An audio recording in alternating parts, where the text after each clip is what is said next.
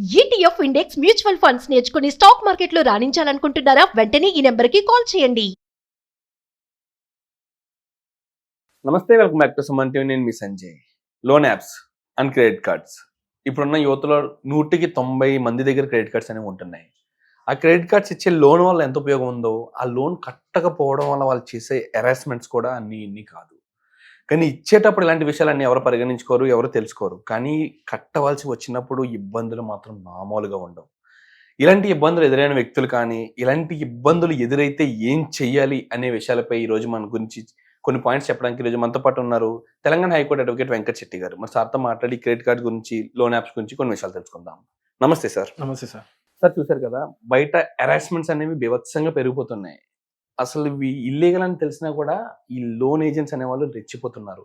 అసలు ఈ credit card తీసుకున్నా, లేకపోతే లోన్ యాప్స్లో లోన్ తీసుకున్నా, ఒకవేళ కట్టలేని పరిస్థితి వస్తే ఆ లోన్ తీసుకున్న వ్యక్తి ఏం చేయాలంటారు? అండ్ అంతేకాకుండా ఈ లోన్ ఏజెంట్స్ వాళ్ళు అరెస్ట్ చేసే హక్కు వాళ్ళకి ఉన్నదా?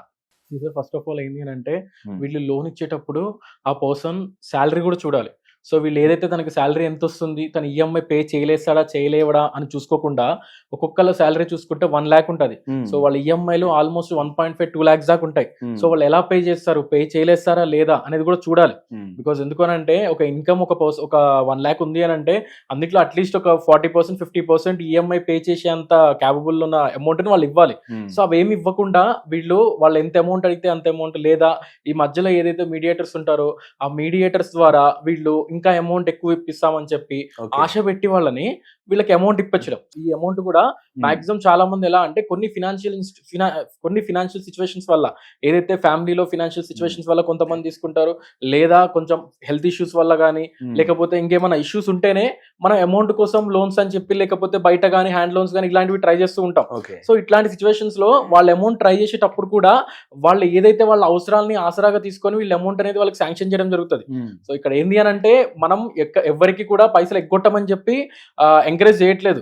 ఇక్కడ ఏంది అని అంటే, నువ్వు అమౌంట్ వాళ్ళకి శాంక్షన్ చేసేటప్పుడు ఆ పర్సన్ పే చేయలేస్తాడా లేదా, ఆ పర్సన్ పే చేసే క్యాపబిలిటీ దానికి ఉందా లేదా, ఇవన్నీ చూడాలి. ఇవన్నీ చూడకుండా వాళ్ళకి టాప్అప్లు ఇచ్చుకుంటూ పోతూ ఉంటారు. సో వాళ్ళ శాలరీలు నేను చెప్పినట్లుగానే ఒక అమౌంట్ అనేది శాలరీలు ఉన్నాయంటే వాళ్ళకి ఇన్కమింగ్ కంటే అవుట్ గోయింగ్ అనేది ఎక్కువ ఉంటుంది. సో ఈ సిచ్యువేషన్స్ వల్ల వాళ్ళు ఆటోమేటిక్ గా ఫినాన్షియల్ క్రైసిస్ లోకి వెళ్ళిపోతారు.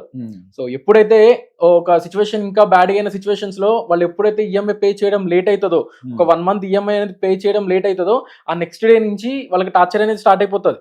సో ఇందులో కూడా ఏదైతే ఈ రికవరీ ఏజెంట్స్ కానీ, లేకపోతే బ్యాంక్ ఏజెంట్స్ కానీ, వీళ్ళు ఎవరైతే ఉంటారో వీళ్ళలో కూడా బకెట్ సిస్టమ్ ఉంటుంది అనమాట. ఒక 5 bucket సిస్టమ్ ఉంటుంది. ఫస్ట్ బకెట్ లో ఒక రకమైన టార్చర్, అండ్ సెకండ్ బకెట్ లో ఒక రకమైన టార్చర్ అని చెప్పి, సో అది ఏదైతే పెరుగుతా ఉంటే వాళ్ళకి ఆ టార్చర్ ఇంకా ఎక్కువైతా ఉంటది.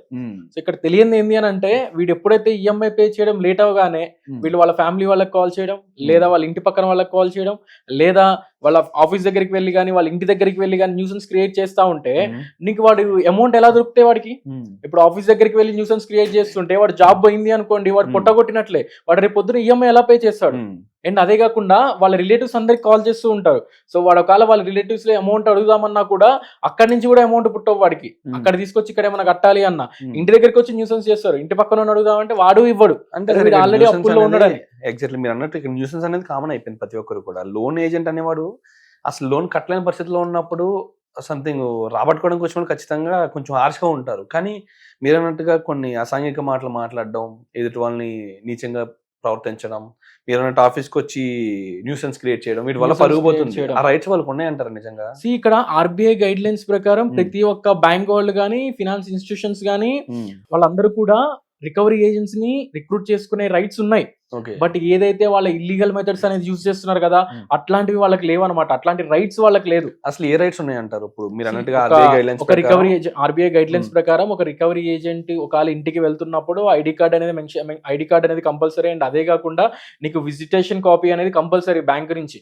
అండ్ అదే కాకుండా నువ్వు వెళ్ళి అక్కడ న్యూసెన్స్ అనేది క్రియేట్ చేయకూడదు. వాళ్ళకి కాల్ చేసి వాళ్ళకి ఇంటిమేషన్ చేసి వాళ్ళ ఇంటికి వెళ్ళాలి. అది కూడా ఒక టైం అనేది ఉంది. అది కూడా ఒక కన్సర్న్ టైం అనేది ఉంటుంది. ఆ టైం ప్రకారమే నువ్వు వెళ్ళాలి. అండ్ సండే కానీ సండేస్ వెళ్ళకూడదు. సో ఇట్లాంటివి చాలా ఉన్నాయి అనమాట. సో ఇవేమి వాళ్ళు పట్టించుకోరు. సో ఓన్లీ వాళ్ళ ఇంటి దగ్గరికి వెళ్ళడం, న్యూసెన్స్ క్రియేట్ చేయడం. ఆర్బీఐ గైడ్ లైన్స్ ప్రకారం ఎక్కడా కూడా నువ్వు న్యూసెన్స్ చేయని చెప్పి ఎక్కడా లేదు. వాడి కనుక అమౌంట్ పే చేయలేడు, ఈఎంఐ పే చేయలేకపోతున్నాడు, నువ్వు వెళ్ళి అక్కడ న్యూసెన్స్ క్రియేట్ చేయని కానీ, లేకపోతే అక్కడ గలాటా క్రియేట్ చేయమని కానీ, లేకపోతే వాళ్ళని అబ్యూజివ్ లాంగ్వేజ్ తో మాట్లాడమని కానీ, వాట్సాప్ లో టెక్స్ట్లు పెట్టమని కానీ ఎక్కడా లేదు సార్. ఓకే, నువ్వు అమౌంట్ రికవరీ ప్రాసెస్ ఏదైనా కూడా లీగల్ వేలో వెళ్ళాలి. నువ్వు రికవరీ ఏజెంట్ వెళ్ళి ఒక రిక్వెస్టింగ్ అడిగి, దాని తర్వాత ఒక లీగల్ గా ఒక అడ్వకేట్ తో ఒక లీగల్ నోటీస్ అనేది ఎవరైతే లోన్ తీసుకున్నారో ఆ పర్సన్ కి బ్యాంక్ త్రూ కానీ ఫినాన్స్ ఇన్స్టిట్యూషన్ త్రూ కానీ ఒక లీగల్ నోటీస్ పంపించిన తర్వాత నువ్వు కోర్టు త్రూ రికవరీ సూట్ వేసుకోవాలి. సో ఇవన్నీ ఎవరు ఫాలో అవ్వట్లేదు. ఓన్లీ ఏంది అని అంటే వాళ్ళ ఇంటికి వెళ్ళాలా, కూర్చోవాలా, టార్చర్ పెట్టాలా. సో దీనివల్ల వాడు రేపొద్దున్న దీనివల్ల ఏమైతుందంటే ఎవరైతే హెరాస్మెంట్ ఫేస్ చేస్తున్నారో ఆ పర్సన్ వేరే వాటి మీద ఫోకస్ చేయలేడు. సో ఇప్పుడు ఏదైతే ఈ టార్చర్ వల్ల వాడు రేపు పొద్దున్న జాబ్ గినక వేరే జాబ్ చూసుకుందామన్నా జాబ్ ఉండదు, జాబ్ చూసుకోలేడు, దాని మీద ఫోకస్ చేయలేడు. సో లేదు ఒక వేరే బిజినెస్ చేద్దామన్నా అది ఫోకస్ చేయలేడు, అమౌంట్ ఎక్కడి నుంచి తీసుకొద్దామన్నా అది ఫోకస్ చేయలేడు. ఏం చేయాలంటారు ఇప్పుడు ఈ టైంలో? సొల్యూషన్ ఏంటంటారు? సో ఇక్కడ చాలా సొల్యూషన్స్ ఉన్నాయి. బికాస్ ఈ సొల్యూషన్స్ అంటూ ఎవరికి తెలియకపోవడం వల్ల చాలా మంది సూసైడ్ చేసుకోవడం జరుగుతుంది. సో మనం ఇవాళ రేపు చూసుకుంటే బెట్టింగ్ యాప్స్ లో చాలా మంది సూసైడ్ చేసుకుంటారు అంటారు. ఈ బెట్టింగ్ యాప్స్ లో నుంచి వాళ్ళకి అమౌంట్ ఎలా వస్తున్నాయి? ఈ బెట్టింగ్ యాప్స్ లో అమౌంట్ ఇన్వెస్ట్ చేయడానికి ఎలా వస్తున్నాయి? చాలా మంది యాప్ లోన్స్ అని చెప్పి ఇట్లా లోన్స్ తీసుకొని కార్డ్స్ త్రూ పే చేసిన వాళ్ళే ఉన్నారు చాలా మంది. ఇవాళ రేపు చూసుకుంటే ఒక 20 years 25 years వాళ్ళు జాబ్ కూడా ఉండదు, వాళ్ళు సూసైడ్ చేసుకున్నారు, బెట్టింగ్ యాప్స్ లో అమౌంట్ లాస్ అయిపోయి. వాళ్ళకి ఎక్కడి నుంచి వస్తాయి అమౌంట్? ఏదైతే ఈ లోన్ యాప్స్ త్రూ కానీ లేకపోతే ఇట్లా ఏదైతే క్రెడిట్ కార్డ్స్ కానీ. సో లోన్ యాప్స్ లో కూడా మనం ఏదైతే అమౌంట్ తీసుకుంటున్నప్పుడు ఎలో అని ఉంటది అనమాట. ఏదైతే టర్మ్స్ అండ్ కండిషన్స్ తర్వాత కాంటాక్ట్స్ ఎలో అని చెప్పి గ్యాలరీ ఫోటో, ఈ స్టోరేజ్ ఫోన్ లో ఉన్న స్టోరేజ్ మొత్తం వాళ్ళ దాంట్లో డేటా స్టోరేజ్ అయిపోతుంది. ఎప్పుడైతే పే చేయవో అప్పటి నుంచి వాళ్ళు నీ కాంటాక్ట్ లిస్ట్ లో అందరికి కాల్ చేయడం, అండ్ అదే కాకుండా నీ ఫొటోస్ ని మార్పింగ్ చేసి బయట పోస్ట్ చేయడం కానీ, లేదా వాడికే వాట్సాప్ చేయడం. సో ఇట్లాంటివన్నీ క్రియేట్ చేసి అండ్ సార్ వన్ థింగ్, ఇప్పుడు మనం ఏదైనా బ్యాంక్ లోన్ తీసుకుంటే దానికి నామినీ అనేది ఉంటారు. ఇప్పుడు మనం ఒక సాక్షి సంతకం అనేది ఆ బ్యాంక్ లోనే అకౌంట్ హోల్డర్ ద్వారా ఒక సాక్షి సంతకం పెట్టించి లోన్ అనేది ఇప్పిస్తూ ఉంటారు. మనం అవైలబుల్ లేనప్పుడు ఆ వ్యక్తికి కాల్ చేయడం అనేది కామన్ థింగ్. కానీ ఇక్కడ లోన్ యాప్స్ వాళ్ళు మన కాంటాక్ట్ లిస్ట్ లో ఉన్న ప్రతి ఒక్కరికి కాల్ చేసి ప్రతి ఒక్కరికి మేము లోన్ తీసుకున్నాం కట్టలేదని చెప్పేసి చేస్తుంటారు. లోన్ యాప్స్ వాళ్ళు డైరెక్ట్ గా వాళ్ళకి కాల్ చేసేసి పలానా పర్సన్ మీ నెంబర్ రిఫరెన్స్ ఇచ్చేసి లోన్ తీసేసుకున్నాడు, నువ్వు పే చేయాలని చెప్పి చాలా సిచ్యువేషన్స్ లో రూడ్ గా మాట్లాడిన కేసెస్ ఉన్నాయి చాలా వరకు. అండ్ అదే కాకుండా వీటి వల్ల వాడు అమౌంట్ ట్రై చేయాలన్నా దొరకదు. కొన్ని రూరల్ ఏరియాస్ లో అయితే డైరెక్ట్ ఇంటి దగ్గరికి వెళ్ళి మీరు ఇప్పుడు ఈఎంఐ పే చేయలేకపోతే మీకు డైరెక్ట్ పోలీసు వాళ్ళు వచ్చి మనం తీసుకెళ్తారంటారు. బట్ ఇది complete civil nature, A police person involve car. But దీని మీద ప్రాపర్ నాలెడ్జ్ లేకపోవడం వల్ల చాలా మంది ఈ భయంతో ఏదైతే వాళ్ళు హెరాస్మెంట్ చేసే టార్చర్ తో వాళ్ళ ఆ భయంతో సూసైడ్ చేసుకునే కేసెస్ కూడా చాలా ఉన్నాయి. అండ్ అదే కాకుండా కొంతమంది పిచ్చోళ్ళై రోడ్ల మీద తిరుగుతున్నారు, ఏం చేయాలో అర్థం కాక ఎవరికి కనపడకుండా ఫోన్లు స్విచ్ ఆఫ్ చేసుకొని సో భయపడుతూ తిరిగిన వాడి సిచ్యువేషన్స్ కూడా చాలా ఉన్నాయి. సో వీటన్నిటికీ ఫుల్ స్టాప్ ఏంది అని అంటే మనం అవసరమైతే నియరెస్ట్ పోలీస్ స్టేషన్ కి వెళ్ళి డైరెక్ట్ గా కంప్లైంట్ ఇవ్వచ్చు. అలానా రికవరీ ఏజెంట్స్ నా దగ్గరికి వస్తున్నారు, నేను ఈఎంఐ పే చేయలేకపోతున్నాను, నన్ను వచ్చి టార్చర్ పెడుతున్నారు అని చెప్పి కంప్లైంట్ ఇచ్చుకోవచ్చు. సో అండ్ అదే కాకుండా యాప్ లోన్ వాళ్ళు కూడా చాలా ఫొటోస్ అనేది మార్పింగ్ చేయడం కానీ, లేదు పలానా వాళ్ళకి కాల్ చేయడం కానీ, మన రిఫరెన్స్ నెంబర్లకు కానీ, లేదా మన కాంటాక్ట్ లిస్ట్ లో అందరికి కాల్ చేసి వల్గర్ మెసేజ్లు పెడుతున్నా గానీ ఆ సిచ్యువేషన్స్ లో కూడా మన అవసరం అయితే ఆ పర్సన్ తో డైరెక్ట్ 1930కి సైబర్ క్రైమ్స్ లో కంప్లైంట్ పెట్టినా కూడా వాళ్ళ మీద ప్రాపర్ పనిష్మెంట్ అనేది, వాళ్ళ మీద ఇమీడియట్ యాక్షన్ తీసుకొని ప్రాపర్ పనిష్మెంట్ అనేది ఇవ్వడం జరుగుతుంది. బికాస్ రీసెంట్ గా సిపి గారు డైరెక్ట్ గా చెప్పారు, తెలంగాణ సిపి గారు, ఎవరైనా ఇట్లా రికవరీ ఏజెంట్స్ ఇలా టార్చర్ పెడుతున్నా, ఫొటోస్ మార్పింగ్ చేస్తున్నా, లేదా థర్డ్ పార్టీ ఏజెంట్స్ లేదా వేరే టైప్స్ లో వాళ్ళని హెరాస్మెంట్ చేస్తుంటే, ఎవరైతే ఈ లోన్ ఇచ్చిన పర్సన్స్ ఎవరైనా హెరాస్మెంట్ చేస్తుంటే వాళ్ళ మీద ఇమీడియట్లీగా కంప్లైంట్ అనేది రేజ్ చేయండి, మీ నియరెస్ట్ పోలీస్ స్టేషన్ లో ఇమీడియట్ యాక్షన్ అనేది తీసుకుంటామని చెప్పి.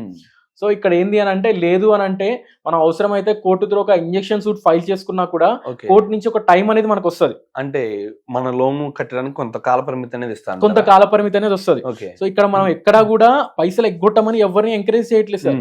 వాళ్ళకి ఏదైతే ఆ రిలీఫ్ అనేది కొంచెం ఇప్పించడానికి, బికాజ్ ఒక 1 month, ఒక 1 year 2 years అనేది ఒక టైం అనేది వాళ్ళకి దొరికింది అని అంటే ఆ టైం పీరియడ్ తర్వాత వాళ్ళు అమౌంట్ పే చేస్తారు. ఇక్కడ ఎవరి ఇంటెన్షన్ కూడా ఎవరికి అమౌంట్ ఎగ్గొట్టాలని కాదు.